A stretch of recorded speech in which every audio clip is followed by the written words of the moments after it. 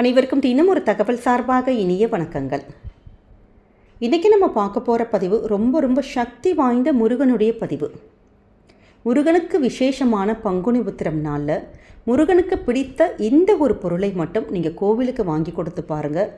வாழ்க்கையில் மற்றவங்க வியந்து பார்க்கக்கூடிய அளவுக்கு நம்மை முருகன் உட்கார வைப்பாருன்னு ஒரு ஐதீகம் இருக்குது. அப்படிப்பட்ட சக்தி வாய்ந்த ஒரு பதிவு தான். பதிவுக்குள்ளே போகிறதுக்கு முன்னாடி நம்முடைய சேனலை சப்ஸ்கிரைப் பண்ணாமல் பார்த்துட்ருக்கோங்க. கண்டிப்பாக சப்ஸ்கிரைப் பண்ணிக்கோங்க. அப்போ தான் எங்களுடைய எல்லா நல்ல பதிவுகளுமே உடனுக்குடனே வரும். இப்போ பதிவை தெரிஞ்சுக்கலாம். பங்குனி உத்திரத்துக்காக நம்முடைய சேனலில் நிறைய பதிவுகள் தொடர்ந்து கொடுத்துக்கிட்டே இருக்கோங்க. அப்படி என்ன இந்த ஒரு நாளைக்கு விசேஷம் நினைக்கலாம். அதாவது ஒரு வரம் 2 வரம் கிடையாது. வாழ்க்கையில் உங்களுக்கு எத்தனை விஷயங்கள் நடக்கணுமோ, என்னெல்லாம் நடக்கணுமோ, எல்லா தேவைகளும் எல்லா விஷயத்தையும் அந்த அனுகிரகத்தை நீங்கள் பெறக்கூடிய ஒரு அற்புதமான ஒரு நாள் தான் பங்குனி உத்திரம். அதனால தான் உங்களால் என்ன செய்ய முடியுமோ, ஒரு தீப வழிபாடுனா தீப வழிபாடு, ஸ்லோகம்னா ஸ்லோகம், நம்ம சின்னதாக எந்த ஒரு விஷயங்கள் செஞ்சாலுமே அதோடைய பிரதிபலன்கள் நமக்கு அவ்வளோ விஸ்வரூப வெற்றி கிடைக்கும். அதற்காக தான் நம்ம நிறைய பதிவுகள் கொடுத்துருக்கோம். உங்களால் என்ன செய்ய முடியுமோ கண்டிப்பாக எளிமையான முறையில் நீங்கள் முருகனை வழிபடுங்க. இப்படிப்பட்ட சக்தி வாய்ந்த நாளில் நம்ம முருகனுக்கு பிடித்த இந்த பொருட்கள் மட்டும் நம்ம கோவிலுக்கு மட்டும் நீங்கள் மறக்காமல் வாங்கி கொடுத்து பாருங்களேன். முருகனுடைய அன்புக்கும் சரி, முருகனுடைய அனுகிரகத்துக்கும் நம்ம பாத்திரமானவங்களாயிருவோம். அப்படி என்னென்ன பொருட்கள் அப்படின்னு கேட்டிங்கன்னா, இந்த பங்குனி உத்திர நாளைக்கு, அதாவது நீங்கள் முருகனுக்கு இப்போ நீங்கள் வாங்கி கொடுக்குறதா இருந்தால் அதற்கு முந்தின நாளே போய் கோவிலில் போய் கொடுத்துடணும். ஏன்னா பங்குனி உத்திரத்துக்கு சீக்கிரமாக கூட சில கோவிலில் அபிஷேகங்கள் ஆராதனைகள் நடக்கும். அப்படி உங்களுக்கு முதல்ல வாங்கி கொடுக்க வேண்டிய பொருள் என்னன்னு கேட்டிங்கன்னா பால். நிறைய பேர் பங்குனி உத்திரத்துக்கு பால் குடம் எடுப்பாங்க. அப்படி உங்களுக்கு நிறைய பேர் வேண்டுதலுக்காக கூட பண்ணுவாங்க. உங்களுக்கு நிச்சயமாக பால் மட்டும் நீங்கள் அன்றைக்கி அபிஷேகத்துக்கு மட்டும் நீங்கள் வாங்கி கொடுத்து பாருங்களேன்.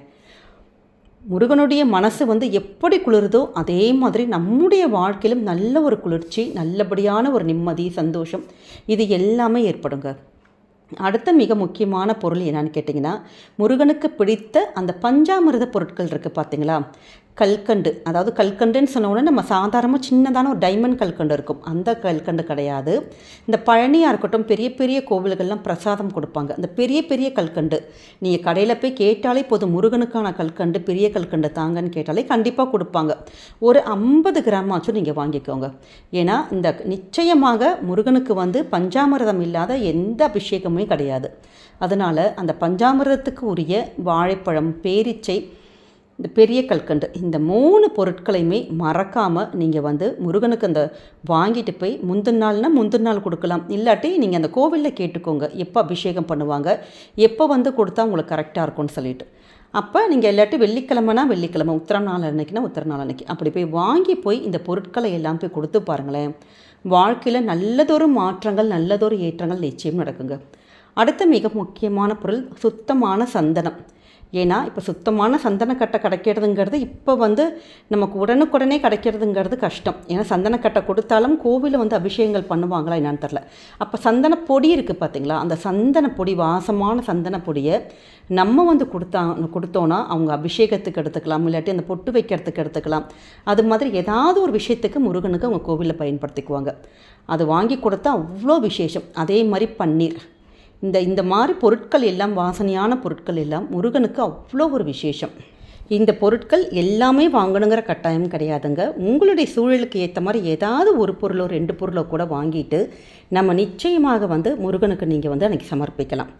அதே மாதிரி இந்த பொருள், இப்போ உங்கள் வீட்டில் வேல் இருக்குது, முருகனுடைய சிலை இருக்குன்னா தாராளமாக நம்ம சொல்லக்கூடிய அந்த கல்கண்டு, பேரிச்சை அதெல்லாம் கொஞ்சம் எக்ஸ்ட்ராவாக வாங்கிட்டு நம்மளே நம்முடைய கையால் பிசைஞ்சு கொஞ்சம் தேன், நெய் விட்டெல்லாம் பிசைஞ்சு முருகனுக்கு பஞ்சாமிர்தம் அபிஷேகம் மாதிரி பண்ணிக்கலாம் உங்கள் வீட்டில். இல்லாட்டி கொஞ்சோண்டு தட்டில் நம்மளே ரெடி பண்ணி வச்சுட்டு அந்த பஞ்சாமிர்தத்தை அன்னைக்கு முருகனுக்கு நம்ம வீட்டில் சமர்ப்பித்தோன்னா அவ்வளோ ஒரு விசேஷங்கள் நடக்குங்க. அதே மாதிரி இப்போ எப்படி கோவிலுக்கு இந்த பொருட்களை எல்லாம் வாங்கி கொடுக்குறோமோ, நம்முடைய வீட்டுக்கு சில பொருட்களை நம்ம வாங்கிட்டு வரதுங்கிறது அவ்வளோ விசேஷம். இதில் மிக முக்கியமான ஒரு பொருள், இந்த ஒரு பொருளை மட்டும் வாங்கி வச்சுட்டாலே போதுங்க, முருகனே நம்ம வீட்டுக்கு வரதா ஐதீகம் இருக்குது. அதுதான் முருகனுடைய மயில் இறகு. மயில் இல்லாத முருகனை நீங்கள் பார்த்துருக்கவே முடியாது. எல்லா கோவில்கள், மலைக்கோவில்கள், எல்லா இடமும், எல்லா இடத்துலையும் அப்படி பரவி கீழெல்லாம் கிடக்கும் இந்த மயில் இறகு. அப்படி உங்களுக்கு மயிலிறகு அப்படி கடந்தால் கூட காசு கொடுத்து அன்னைக்கு மட்டும் பங்குனி உத்திர அன்னைக்கு மட்டும் ஒரே ஒரு மயிலிறகாச்சும் நீங்கள் வீட்டுக்கு வாங்கிட்டு வரணும். ஏன்னா இது சாஸ்திர பிரகாரம் நம்ம சொல்கிறது. அப்படி நம்ம பணம் கொடுத்து இந்த ஒரு பொருளை அன்றைக்கி பங்குனி உத்திர நாள் அன்னைக்கு மயிலிறகை வாங்கி நம்முடைய பூஜையில் நம்ம வைக்கிறப்ப நம்முடைய வீட்டுக்கு, அதாவது இந்த மயிலிறகு வச்சோன்னா எப்படிப்பட்ட கண் திருஷ்டிகளாக இருக்கட்டும், ஒரு கெட்ட சக்திகள் எதுவுமே நம்முடைய வீட்டுக்குள்ளே வராதுங்கிற ஒரு ஐதீகம் இருக்குது. அதனால தான் முருகனுடைய அம்சமான அந்த மயிலிறகை நம்ம வீட்டில், அதுவும் பங்குனி உத்திர நாள் அன்னைக்கு நம்ம வச்சோன்னா முருகனே நம்ம வீட்டில் இருந்து நமக்கு அருள் பாலிப்பார்னு ஒரு ஐதீகம் இருக்குது.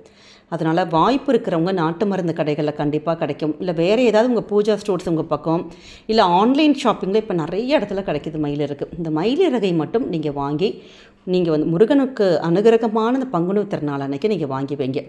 அதே மாதிரி வீட்டில் இருக்க எப்படிப்பட்ட இந்த வாஸ்து பிரச்சனை இருக்குது பார்த்தீங்களா, அந்த எந்தவித பிரச்சனைகள் வீட்டில் ஏதாச்சும் ஒன்று இருக்குது, ஒரு பிரச்சனைகள் வந்துக்கிட்டே இருக்குது மாற்றி மாற்றி அப்படிங்கிறவங்க இந்த பங்குனி உத்திரத்துக்குன்னு கிடையாது. இந்த பதிவை நீங்கள் தாமதமாக பார்த்தா கூட மயிலிறகை மட்டுமாச்சும் நம்ம வாங்கி வைக்கலாம். ஏன்னா ஒரு 8 மயிலிறகை வாங்கி நம்முடைய பூஜைகளில் சின்னதாக ஒரு நூல் மாதிரி போட்டு கட்டி சுவாமி அந்த படத்துக்கு பக்கத்தில் நீங்கள் வச்சுட்டாலே போதுமா, 8 திக்கிலிருந்தும் வரக்கூடிய நமக்கு கண்ணுக்கு தெரியாத எல்லா பிரச்சனைகளுமே நிவர்த்தி ஆகுங்கிற ஒரு ஐதீகம் இருக்குது.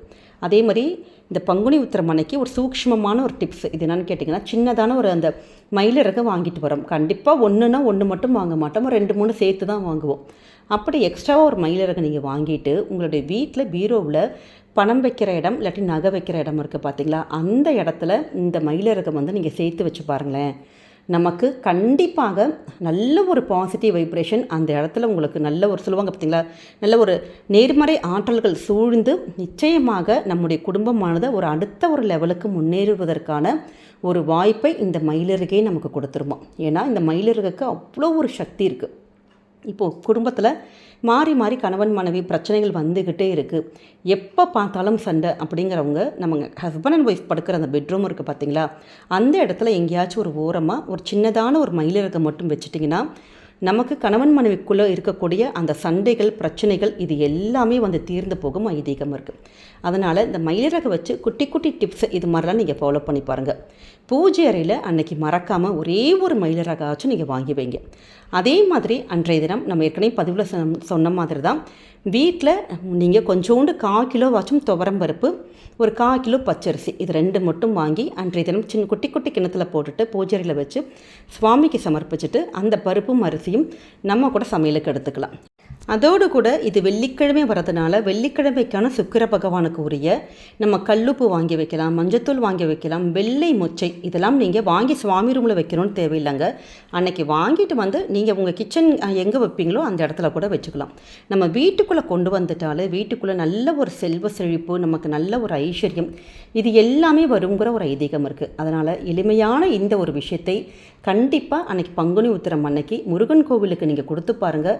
நிச்சயம் நல்லதொரு மாற்றங்கள் வாழ்க்கையில் உங்களுக்கு நீங்கள் எதிர்பாராத அளவுக்கு நல்ல ஒரு முன்னேற்றத்தை முருகன் அருளாலே நமக்கு கொடுக்க செய்வாருங்க. சின்ன ஒரு விஷயந்தான், கண்டிப்பாக செஞ்சு பாருங்கள், என்றைக்குமே நல்லதே நடக்கும். இந்த பதிவானது கண்டிப்பாக உங்கள் எல்லாருக்குமே பிடிச்சிருக்கும்னு நினைக்கிறோம். பிடிச்சிருந்தால் மறக்காமல் ஃப்ரெண்ட்ஸ் அண்ட் ஃபேமிலி மெம்பர்ஸ்க்கு ஷேர் பண்ணுங்கள், அவங்களும் இதை பார்த்து பயன்பெறட்டும். நம்முடைய சேனலை சப்ஸ்கிரைப் பண்ணி உங்களுடைய ஆதரவுகள் சப்போர்ட்டுகள் என்றைக்குமே கொடுக்கணுங்க. மீண்டும் ஒரு நல்ல பதிவோடு உங்களை சந்திக்கிறோம். நன்றி, வணக்கம்.